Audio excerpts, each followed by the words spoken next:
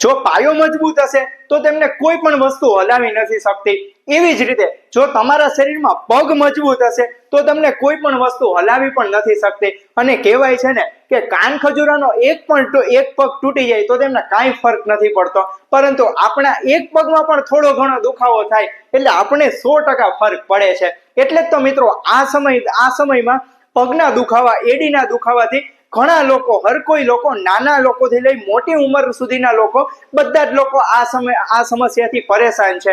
અને ઘણી વખતે તો એડીના દુખાવાને કારણે કામ કરવામાં તકલીફ પડતી હોય, થોડું ચાલવામાં પણ તકલીફ પડતી હોય, હલનચલન, ઉઠતા બેસતા વારે અવારનવાર આ તકલીફથી માણસો હેરાન પરેશાન થઈ જતા હોય છે. આ લોકોને તો એવું જ હોય છે કે આ જે એડીના દુખાવાની જે સમસ્યા છે તે મોટી ઉંમરની વ્યક્તિને થતી હોય છે, પરંતુ આ સમય દરમિયાન નાની ઉંમરવાળા વ્યક્તિમાં પણ આજે એડીના દુખાવાની સમસ્યા અવારનવાર જોવા મળતી હોય છે. અને ખાસ કરીને જોઈએ મિત્રો, આજે એડીનો દુખાવો છે તે સવારના સમયે જ્યારે આપણે પથારીમાંથી સૌથી પહેલો પગ જમીન પર મૂકીએ અને આપણે અસહ્ય દુખાવો થતો હોય છે. આ એક સામાન્ય લક્ષણ વારે અવારનવાર ઘણા લોકોને થતું હોય છે. તો મિત્રો આજે એડીના દુખાવાથી બચવા અને આનાથી જે દુખાવાથી રાહત મેળવવા આપણે શું કરવું જોઈએ કે જેનાથી આપણે ઝડપથી દુખાવો પણ મટી જાય છે અને આપણે આવી ઘણી બધી સમસ્યાઓથી આપણે બચી જઈ શકીએ છીએ. તો મિત્રો તેના માટે કોઈ પણ જાતની દવા કે કોઈ પણ જાતના ઇન્જેક્શન ટીકડા લેવાના નથી. તેને માત્ર ને માત્ર ઘર બેઠા જ આજે એડીનો દુખાવો આપણે દૂર કરવાનો છે. તો મિત્રો તેના માટે આજે હું તમને એવી 2 હોમ રેમેડી અને સાથે તેના માટે આજે હું તમને એવી 3 થી 4 એવી એક્સરસાઇઝ બતાવીશ કે જે તમારે દિવસમાં માત્ર 10 થી 15 મિનિટ જ એવી એક્સરસાઇઝ કરવાની છે કે જેનાથી તમારે જે એડીના દુખાવો છે તેનાથી તમને છુટકારો મળે છે. તો કેમ છો મિત્રો, મજામાં? હું ડોક્ટર રાજન આજે આપની પાસે નવી મસ્ત માહિતી અને રોજની લાઈફમાં યુઝફુલ માહિતી લઈને આવી ગયો છું. તો મિત્રો આ જે વિડીયો છે તે તમે જરૂરથી છેલ્લે સુધી જોજો અને આ ચેનલ પર જો તમે નવા હો તો જરૂરથી આવી વધુ ને વધુ માહિતી મેળવવા માટે આ ચેનલને સબસ્ક્રાઇબ કરવાનું પણ ના ભૂલશો. તો સૌથી પહેલા તમારે એક સોફ્ટ ટેનિસ બોલ લેવાનો છે અને એમને પગના તળિયાની નીચે તેમને હળવું પ્રેશર આપીને ધીમે ધીમે પગના એડીના ભાગથી તો લઈ પગના આંગળીઓના ભાગ સુધી તેમને ફેરવવાનું છે. અને મિત્રો આ જે એક્સરસાઇઝ છે તે એકી સાથે 5 થી 10 મિનિટ સુધી કન્ટિન્યુ કરવાની છે.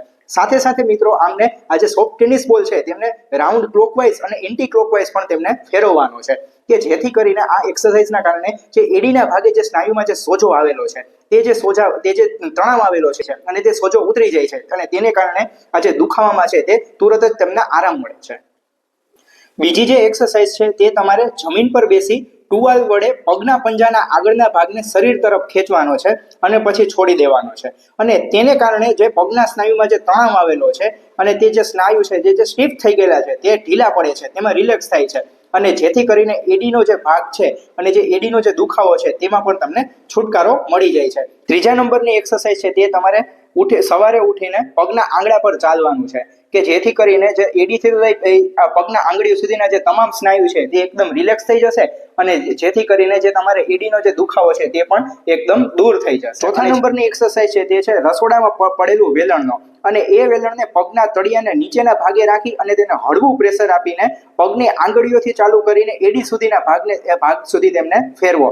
અને મિત્રો આ જે છે તે તમારે ટોટલ 25 થી 30 વખત આજે તે આગળથી તો પાછળ વેલણ ફેરવવાનું છે કે જેથી કરીને જે પગના તમામ જે સ્નાયુ છે તે પણ એકદમ રિલેક્સ થઈ જશે અને છેવટે જે તમારો એડીનો જે દુખાવો છે તે પણ દૂર થઈ જશે. સાથે સાથે માલિશ માટે ઉત્તમ તેલ એટલે કે સરસવનું તેલ લેવાનું છે.